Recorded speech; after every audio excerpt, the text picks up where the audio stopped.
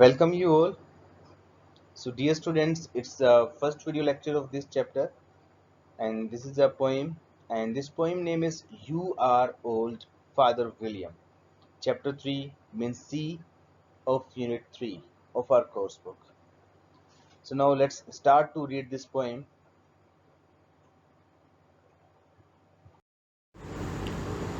You Are Old, Father William. It's a chapter name written by Lewis Carroll. Firstly, let's warm up. Human beings are the only creatures who have been blessed with the ability to laugh. Author wants to say us like human being ही ऐसी एक creature है जिसके अंदर ability है laugh करने की यानी कि हंसने की. Laughter makes the life more pleasant. हंसी लाइफ को और ज़्यादा सुखदायी बना देती है. But it is important to know when to laugh. परंतु ये बात भी इम्पोर्टेंट है कि हमें पता होना चाहिए कि हमें कब हंसना है. When you are truly amused और when you want to ridicule someone, जब तुम वाकई में खुश हो या फिर तुम किसी का उपहास करना चाहते हो तब हम हंसते हैं. Discuss with your partner about a time when you were happy and wanted to laugh out aloud. अपने पार्टनर से डिस्कस करो कि तुम कब हैप्पी थे यानी कि खुश थे और तुम बहुत ज़्यादा हंसना चाहते थे. So this discussion you can do with your family members, not with your classmates, because we are not in the class. So now let's read this beautiful poem. You are old, Father William, the young man said.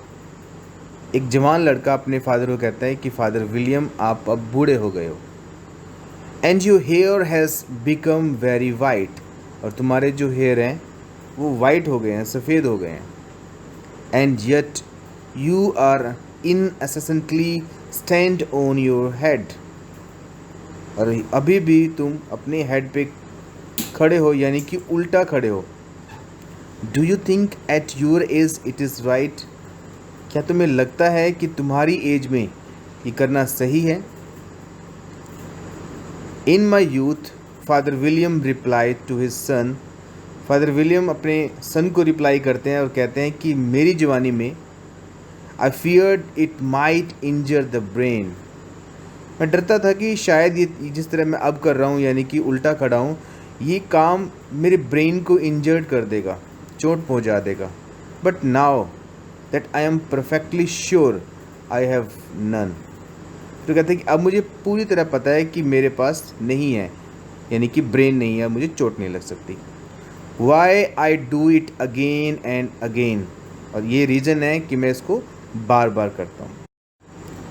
You are old said the youth as I mentioned before. वो जवान लड़का फिर कहता है अपने पिता को कि मैंने जैसे पहले कहा था कि तुम अब बूढ़े हो गए हो. And you have grown most uncommonly fat, और तुम अब मोटे भी हो गए हो, अनकॉमनली फैट आ गया तुम्हारे ऊपर. Yet you turn the back somersault in at the door, और उसके बावजूद भी, इतना मोटा और बूढ़ा होने के बावजूद भी अभी भी तुम कर्तव्य करते हो और दरवाजे पर पीछे की तरफ मुड़ के आप कर्तव्य करते हो. Pray what is the reason for it. भगवान की तरफ आकर कहता है कि इन बातों का क्या रीज़न है, तुम ऐसा क्यों करते हो. In my youth said the sage as he shook his grey locks.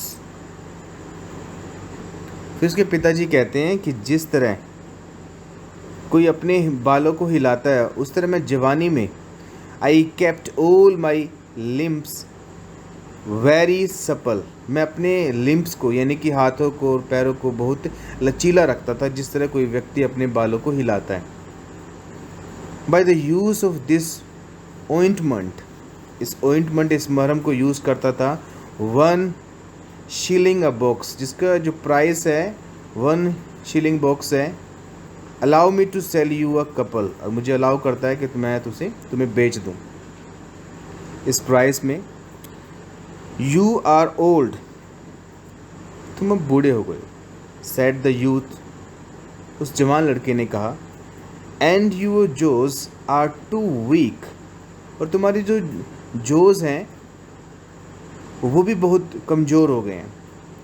For anything tougher than suit, यानी कि तुम्हारे जो जोज हैं इतने वीक हो गए हैं कि कोई भी चीज़ जो सूट से ज़्यादा टफर हो, सख्त हो। सूट होता है लाइक काओ का जो किडनी का पार्ट होता है, वो फैट पार्ट जो होता है, हार्ड फैट, उसको बोलते हैं सूट। और उससे कोई टफ चीज़ होगी वो तुम्हारे लिए, जो के लिए, और तुम्हारे जो है उसके लिए वीक हैं। Yet you finished the goose with the bones and the beak. Pray, how did you manage to do it? तो उधर कहता है कि तुम्हारे जो जोज हैं इतने वीक हैं, उसके बावजूद भी आपने गूस को खा लिया है, फिनिश कर दिया है, हंस को खा लिया है, इसके अंदर बोन्स भी थी और बीक भी थी। तुम ये सब कैसे मैनेज कर लेते हो, कैसे कर लेते हो सब कुछ? Now students, we have to come on the next page, page number 72. But before this, we are going to understand some difficult words of this chapter. And first word is incessantly, means continuously, लगातार कोई चीज़।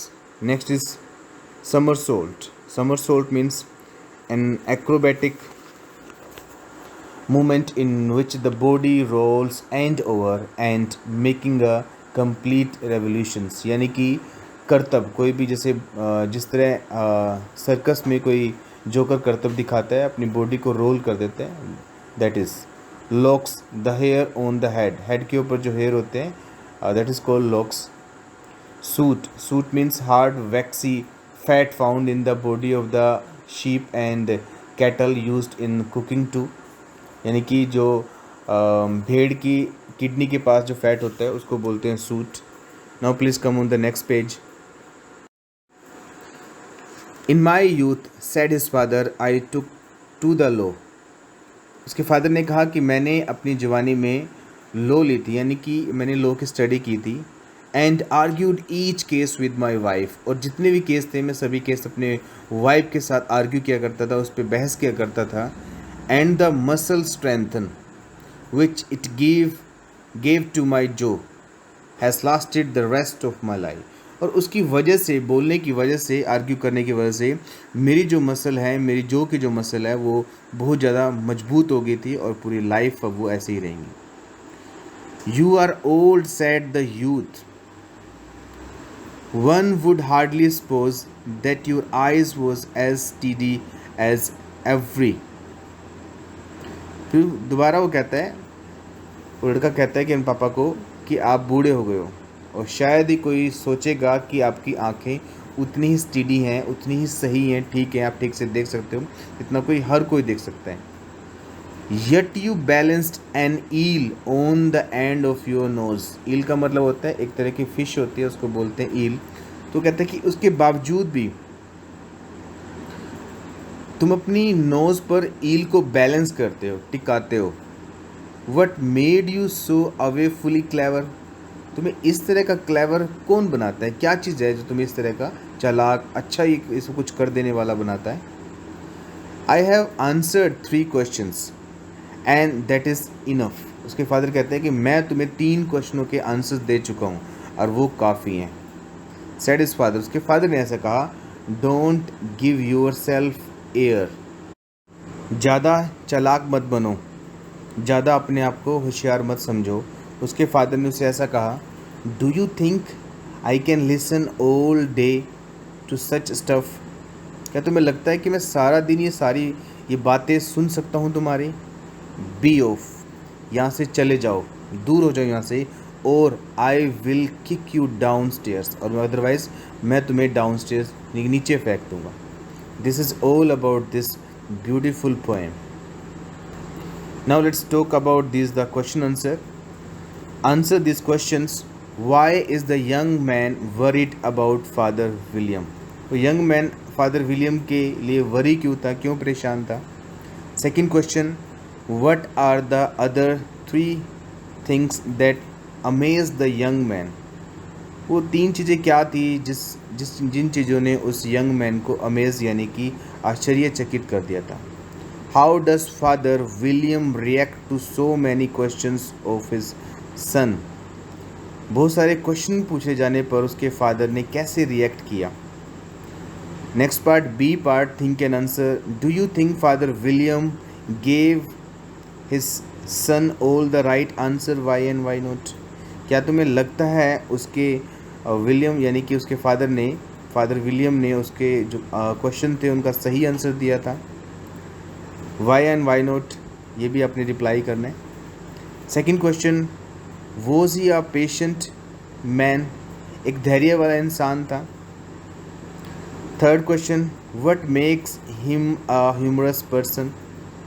क्या चीज़ उसको एक humerus person बना देती है, हंसाने यानी हास्यप्रद पात्र बना देती है?